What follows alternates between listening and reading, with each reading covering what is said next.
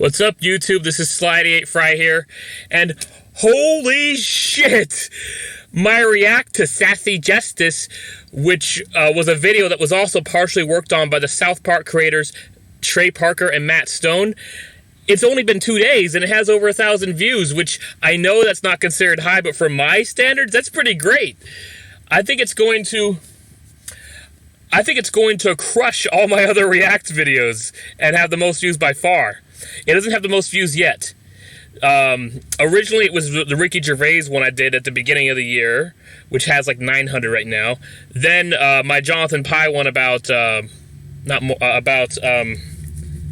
Woke Utopia, I think it was, surpassed it and has well over 1,000.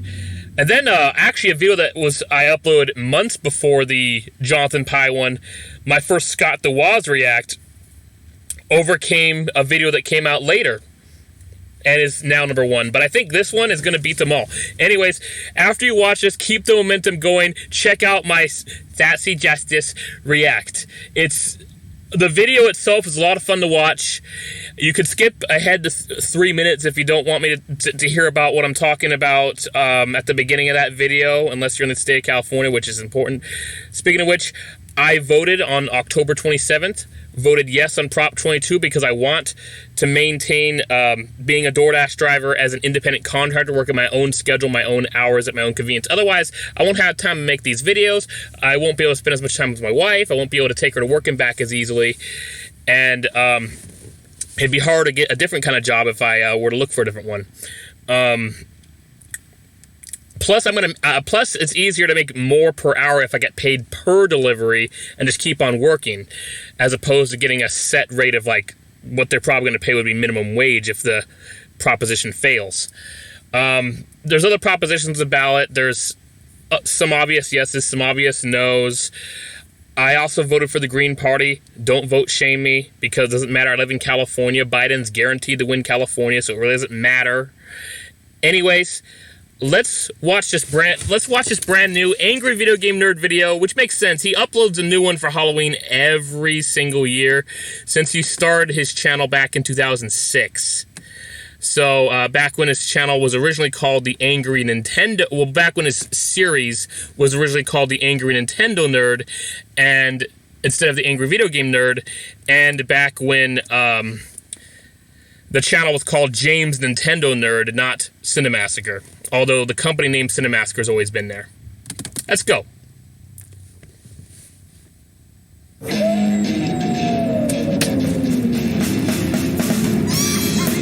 Gonna take you back to the past. Yeah.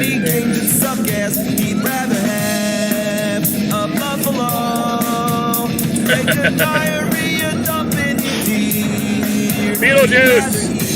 Oh yeah, Berenstain Bears.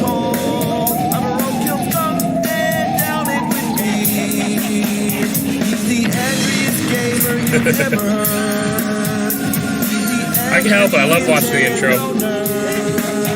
He's the angry Atari Sega nerd. He's the angry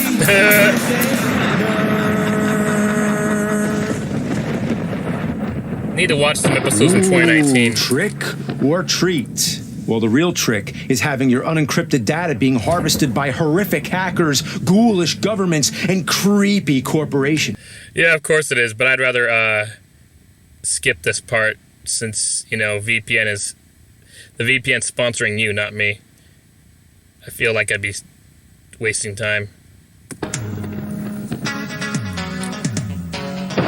First of all, I just want to say happy Halloween. Thank you. Sorry we can't have a big epic special this year. Hope you're all staying safe. I'm locked down in the nerd room, my bunker of ass and aardvark farts, about to play another game that's a steaming pile of shit. Like the steam is the smell, visualized.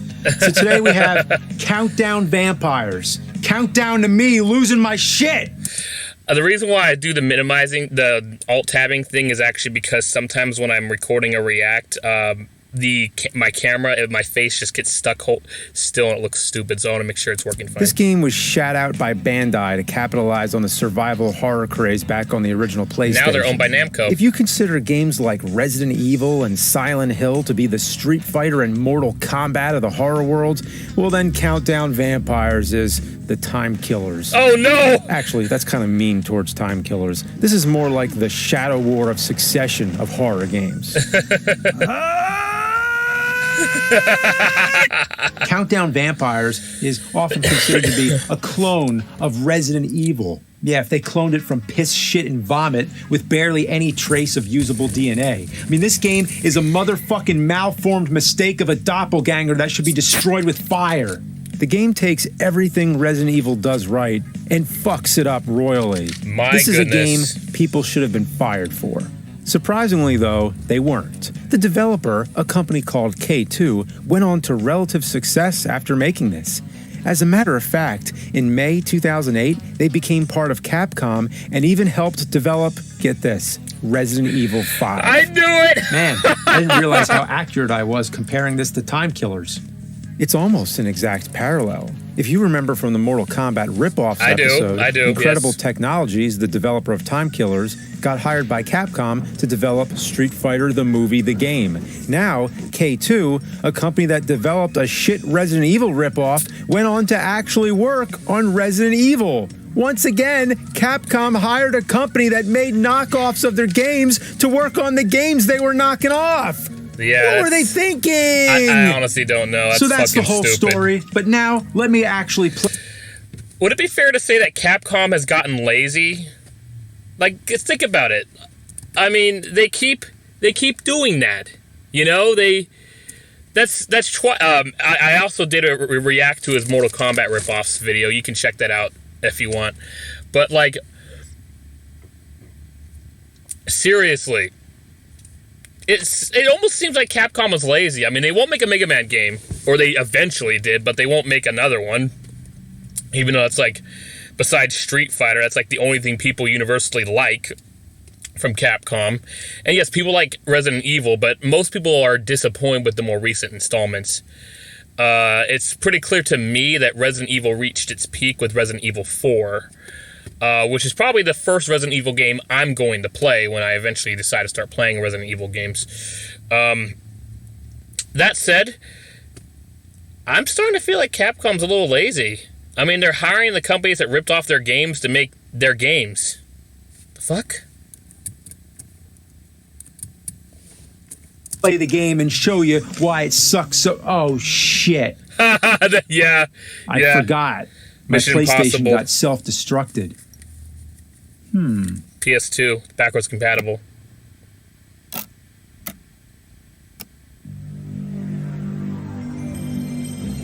Okay, yeah, of course. Well, I'll be shit damned. It works. All right? Yeah. Let's start counting down Sure it does. vampires. One thing that flabbergasts my ass is that this game takes up 3 goddamn memory card slots. I have no idea why, but luckily, I have the perfect memory card for it. Okay. The first thing you do in the game is enter a name and blood type. I went with type AB for Astro Bastard. Sure, why not? Then we get this FMV cutscene, which is PlayStation as fuck. It tries really hard to look cool. It introduces us to the main character, Mark McGrath, from the band Sugar Ray. Nah, just kidding. He's a generic douchebag named Keith J. Snyder. He's sent to guard a movie director at this horror-themed casino. According to a file you get in the game, Keith apparently murdered another detective, so to punish him, they sent him to work security at a casino. How the fuck does that make sense? A murderer, somebody who murdered people, murdered a detective, and he doesn't go to prison? He becomes a security guard at a casino? That doesn't make any sense. The intro cutscene is all over the... Dude, you can be arrested for shoplifting, like, some batteries or something, and places wouldn't hire you. What the? So why would you be hired to do a job after you murdered somebody? What the fuck? It makes no sense. Place. It introduces a bunch of characters that never come back in the game. Literally, none of these people are in the game except for this security guard and this waitress. And the security guard just shows up dead 1 fucking minute into the game. So pay no attention to this weird SWAT team guy, the movie director, the woman in the red dress, and this gray cat that they show for some reason. That's I like the cat, ugly though. looking cat, though. After a montage of edgy late 90s shit, a couple strippers turn into vampires. It's kind of like From Dusk Till Dawn, but more like Dusk Till Diarrhea. All hell breaks loose and this one guy just falls trying to go up some stairs. It's pretty hilarious. Then one of the stripper vampires falls into a pool of jizz or something and turns back to normal. This whitewater turns them back to normal. She's still fucking dead, but now she's a dead normal person and not a vampire. So yeah, in this game, the vampire's weakness is not holy water, it's white water. Yeah, so if you ever get chased by some vampires, just hop on a river raft and go down some rapids. That'll stop those blood-sucking fucks. You can shoot vampires with a dart gun and then sprinkle the water to change them back. But there's no reason, especially when you start finding actual guns. The manual says you get a bonus, but it's a dirty lie. Just kill them all. So like I said, the game is a total ripoff of Resident Evil, right down to the awful tank controls and shitty camera angles. It's giving me flashbacks of The Crow. Not that fucking Crow, the game. Yeah. One thing Resident Evil is known for is the ending countdown. Pretty much every Resident Evil game ends with a countdown timer or timed self-destruct. That's what Metroid does, Well, let me too. tell you, Countdown Vampires doesn't just end on a countdown. It starts with a countdown. Yeah, no joke. And that's not all. There's another countdown in the middle of the game, too. There's even a puzzle that has 2 more countdowns. They really went batshit bonkers with these countdowns. So they got the countdown part, but what about the vampires? Well, it's got giant praying mantises, werewolves, lizard monsters, purple goo monsters that shoot bubbles, giant bugs that shoot bubbles, 3 witches, and giant batmen, not to be confused with Batman. Yeah, The no alleged kidding. vampires are really closer to zombies. They're also the noticed most that. non-intimidating vampires possible. All they do is walk around like they're holding in a huge shit and try to punch you. Once in a while they'll bite, but most of the time they just try to uppercut you and make burping sounds. Technically they're vampires, but they're the worst vampires I've ever seen. So yeah, the game's got vampires. They are So they totally basically zombies. just named the game after 2 things that are in it: countdowns and vampires. By that logic, they should have called the game Shit Graphics, Fucked Voice Acting. Barry! I've talked about how bad the voice acting is in the original Resident Evil before. Of Any course. clues? No, but something's wrong with this house. Whoa. This hall is dangerous. But that pale... Yes, I agree. This is a very dangerous house that we live in, and we don't live here, but I forgot my line. But this is a dangerous house. In comparison to the voice acting in Countdown Vampires. This game makes the dialogue in the original Resident Evil look like fucking Tarantino. Misaka, I'm going to take a look up ahead. You stay here. Metal King. I'm scared to be alone, Keith. You've got to stay here. Oh my god, you gotta stay. Oh my god, you've got to stay here. What the fuck? Like, seriously, you've got to stay here. Like what the? I'm sorry, I know I'm pausing it a lot, but what the fuck? Hey. Good, it's still working. Hey, you've got to stay here. Stay here. Oh my, what the fuck? I'm scared. What's the matter? That's still delayed. Hey, what's going on? Settle down. Hey, calm down. The main character's voice really doesn't match his look at all. So anyway, back to the game. The first thing that happens is a countdown timer starts, and you have 3 minutes to get out of this area. There's a couple vampires walking around like morons. They can't even follow you up the stairs. They just walk around in circles. Wow. The enemies in this game have some of the worst AI I've ever seen in any video game. It can't even be considered artificial intelligence, more like genuine stupidity. Yeah? Look at this shit. These two zombie things walk into each other and then get stuck. Then two more walk over and they get stuck too. This isn't even a glitch or anything. It's just the way they were programmed. Let's form the game a line. has you running from one end of the map to another, finding keys, ammo, and files that are riddled with spelling errors. Thank again with much gratitude. Did anyone proofread this shit? There's a lot of words missing spaces, like mystical strength and beporing. Even one of the weapons is misspelled in the menu. The stun glove is called the stun globe. How do you misspell one of the first items you get in the game? I don't know. My favorite is when you find a secret elevator in the stripper pole and it says there's an elevator, but it doesn't turn on the power. I don't even know what it's trying to say. The game seems padded out with barely any content. There's rooms that are completely pointless, like here where it has you climb down a ladder just to run a few feet and climb back up another ladder. Why not just make it one long walkway? There's also rooms that'll be locked, only for the key to be right in the next room.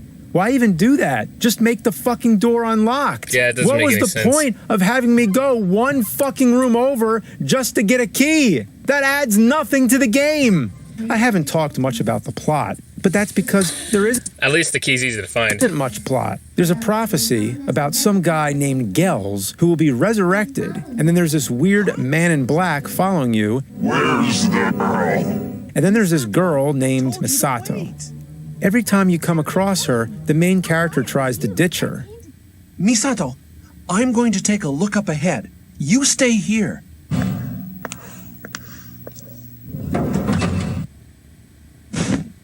How's your ankle doing? It hurts a bit, but I can walk. It's no good. Wait here. I will be back. Promise? Get in the trunk of the car. It's safer there than anywhere else. It's like he wants nothing to do with her, but she's the only character in the game other than you and the man in black. One thing I completely forgot about is this game is actually 2 discs. Halfway. That was actually very common back then. If you for the younger viewers who might not have remembered the PlayStation 1, it was actually very common back then for a lot of games to have multiple discs, usually just 2. Half the game on one disc, half the game on the other. That was actually pretty common. Even in the 2000s, there were some games that needed 2 discs, but those were mostly on the GameCube because instead of using an actual DVD or something, they used those really small discs instead. Medal of Honor Rising Sun, which was a game I played a lot back then. On the GameCube, it needed 2 discs. Disc 1 was the first half of the campaign, and Disc 2 was the second half of the campaign and the multiplayer mode, if I remember correctly. Might have been Disc 1 that did the multiplayer mode, but I don't remember exactly. But I believe it was Disc 2 that did the multiplayer mode. But then if you played it on the PS2 or the original Xbox, it only needed 1 disc. So, yeah, that was something that was kind of annoying back then, needing multiple discs. I remember on the original PlayStation, I used to play a game I used to play a lot on that was Command & Conquer Red Alert Retaliation, and it was a game that required 2 discs. Fortunately, the skirmish mode or multiplayer mode, it didn't matter which disc you were on, you can play it.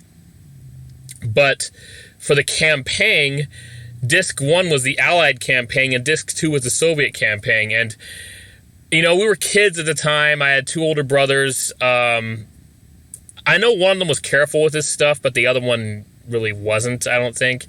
And I'd oftentimes not actually find the other disc. Like, I remember for the longest time, I only had the Allied disc, and I preferred playing as the Soviets in that game because the game is completely imbalanced. The Soviets are way better than the Allies in Red Alert 1 or its expansion Retaliation.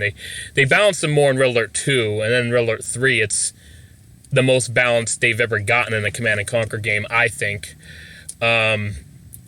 still not the most balanced game there is, but nevertheless, anyway. So I hated that I could only play the Allied campaign. I was getting sick of it because the Soviet campaign actually is a lot easier, from what I remembered at the time. But fortunately nowadays there's the, Command & Conquer Remastered, Red Alert Remastered, and you could just play, on the Red Alert one, you can play the Red Alert campaign, Counter-Strike, Aftermath, and Retaliation all in one go, so that's pretty nice. We have it easy nowadays. We really do. We don't require discs anymore. It sucked having to use discs for games. It was like that for actually a slight majority of my life. Just a slight majority. Give it a few years, it'll be for the minority of my life, I think. Anyways, let's move on. Through the game, you fight the first boss, and at first I thought it was the final boss, and that I could finally go on with my life and stop wasting it playing this. But no, I had an entire fucking disc left. And the entire second portion is the same exact thing as the first. Run here, get a key, run back there, use the key, and get another one that opens a different door back where you came from, rinse and repeat. It's more fun to run to the store and go grocery shopping and then come back home and realize you forgot something than playing this fucking shit. Oh, yeah. To be honest, running is. real-life errands is more challenging than any part of this game. Right here, I'm at the end of the game, and look at all the items I have. I counted, and altogether, I have 834 bullets across 8 different guns, and I'm on the final boss. And it's not like I've been saving my ammo. I've killed almost every enemy. You might think I'm playing on easy or something, but no, I'm on normal mode. The only difference is that in easy mode, the vampire zombies hop around like frogs. That's it. Another thing, stupid. I didn't die That's once really stupid. the entire game. I'm dead fucking serious. The You're only time I alive did serious. actually die was when I tried to die to see what would happen, and it's as dumb as you'd expect. Just look at this. Game over. The final boss... They're trying to rip off the "You Are Dead" screen on Resident Evil, but they didn't want to actually say the actual words, so they just said game over. Or bosses are these 3 witches that float around and laugh. They shoot Hadoukens and triangles and shit, but it's pretty easy to beat them. Oh, and the ending cutscene is possibly the worst on the PlayStation. It's Master Chew and the Drunkard Who levels of fucked. What? But what are they? Real vampires. Misato, you mean you never heard of Gels? Gels is the Emperor of Darkness. What? Okay, you're Gels, right? Keith, I'm just kidding. I wouldn't trust her after that. Yeah, that's it. That's the best ending you can get. There's absolutely zero reason to play this game. It came out almost a full fucking year after Resident Evil 3 and 2 months before the PlayStation 2. If you thought this was an early release PlayStation game, I don't blame you. But no, this came out in the year 2000. This was like a fart coming from the decayed corpse colon of the original PlayStation. Looks like if ass could make a video game. One more thing I want to mention. There's a second story mode you can unlock if you beat the game in under 8 hours. Why would you want to? Unfortunately, I was too slow and wasted 9 hours and 37 minutes of my life on this festering fuck heap. And the last thing I want to do on Halloween is spend another 8 hours playing Countdown Vampires. I'd rather get jerked off by a jellyfish while I eat a platypus's asshole. I mean, actually eat the negative space of its anus. So fuck this game. Die, monster. You don't belong in this world. Ah! Yeah! Awesome. That's so cheesy, but I love it. Ah, new end screen. Cool. That reminds me, I gotta play the AVGN video game. Oh, right. That was a lot of fun to watch. I made it take longer than I meant to, but I guess I just had some stuff to say about it. I love how he used that remixed rock version of one of the Castlevania soundtracks when he was describing things at the end. That was really cool. Speaking of which, I actually do have the Angry Video Game Nerd Adventures game downloaded on Steam. I've been thinking about playing it. Hey, let me know if you want to see me live stream that game. I'd love to try. I'd love to play it. I'm also considering doing some kind of live stream for Halloween coming up in just 2 days. But the thing is, Halloween's on a Saturday, which is one of my busiest days to work. Plus, I'm sure working DoorDash will be busy on Halloween to begin with. And I actually have plans with my wife anyway. So even if I do a stream, it'd be like less than an hour or something. Or maybe a little over. I don't know. Depends on how many people are watching or if I get any donations. But anyways,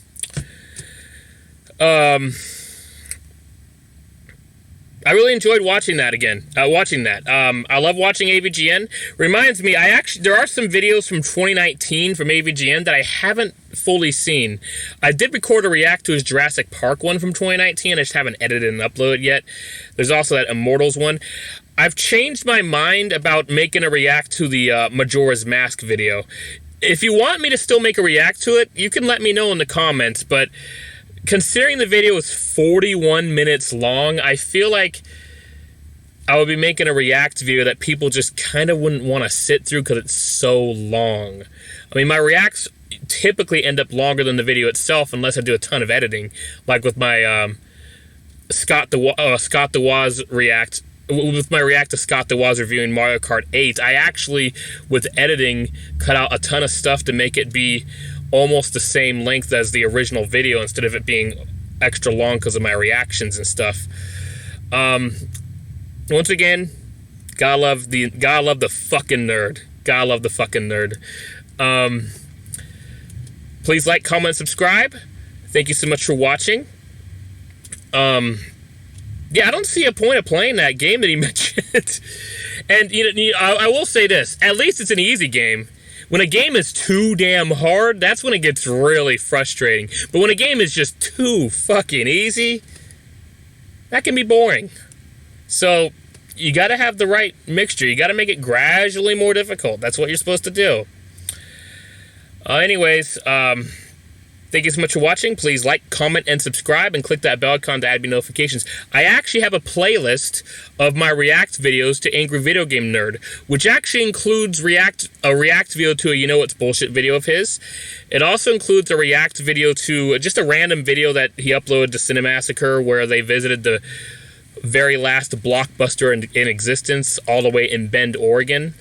Once again, now that I mentioned that, I wish I knew that James Rolfe was in Portland last year. I live in Northern California, in wine country. Portland is like a 9-hour drive from here, and it'd be like a 1-hour flight or something. If I actually was aware he was in Portland, Oregon, I would have actually gone to see him. That would have been awesome.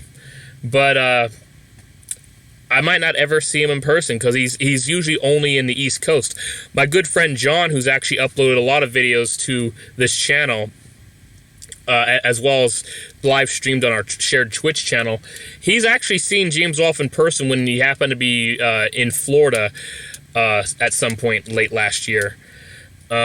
Anyways, that'll end the video. Thank you so much for watching.